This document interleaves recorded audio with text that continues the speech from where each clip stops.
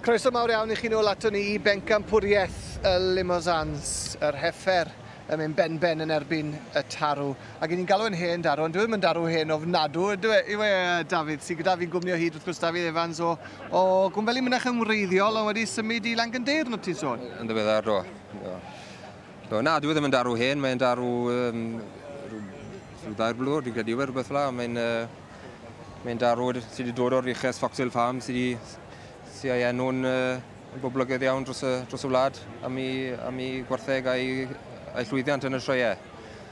Wedes ti gynharach bydd eisiau tarw da I feiddi'r heffer sydd wedi cyrraedd y Pencampwriaeth. Wyt ti'n teimlo bod y tarw yma'n ddigon da I feiddi'r heffer ni'n gweld fan hyn nawr o'n blaenau ni? Mae'n darw da, sy'n dwywaith yn dan ni, ond dwi dal yn ffafrio'r heffer yn unan, yn bersonol. A ti sy'n gywir. Ie, wir, mae e wedi mynd am yr heffer. Dwi ddim wedi wastio amser o gwbl, mae'n y dreisiad hyn wedi wneud yn dda eleni yn nifer o sioe. A drycha'r boddhad a'r wefr o ennill yma. Wedi trefili lawr o'r Alban ar y teg. Wel, llong gorchadau mor iawn. Ac yn edrych mor dda, pan mae treisiad yn edrych mor dda hyn wedi trefeili mor bell, mae'n tipyn o gamp. Mae pob clod i'r arddangoswr. A maen nhw'n dod nawr o'r heffer oedd yn ail I hi fewn I weld os mae hi geith y gilwobr yn y Pencampwriaeth yma nawr. Bydd hi'n ddifur I weld ai'r tarw eitha'r gilwobr neu'r fywch arall yr heffer yma.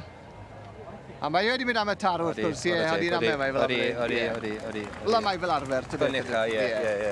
Fy'r tarw mynd ar gilwobr, ond y garden goch yn mynd i'r Alban 396. Mae Cormac, wedys ti... Mary Cormac sy ar tarw, Mary Cormac. Llong gorchadau mor iawn. A bydd rhain yn siŵr yn bar eitha... Dyna ni sy'n mlaen i'r... I'r tîm o 5, byddan. Tîm o 5 a i'r peires, siŵr o fod. Byddan, yn union. Dafydd, mae wedi bod yn bleser a diolch yn fawr I ti a mwynha y prif Pencampwriaeth nes blaen heddi. Croeso, diolch yn fawr ti.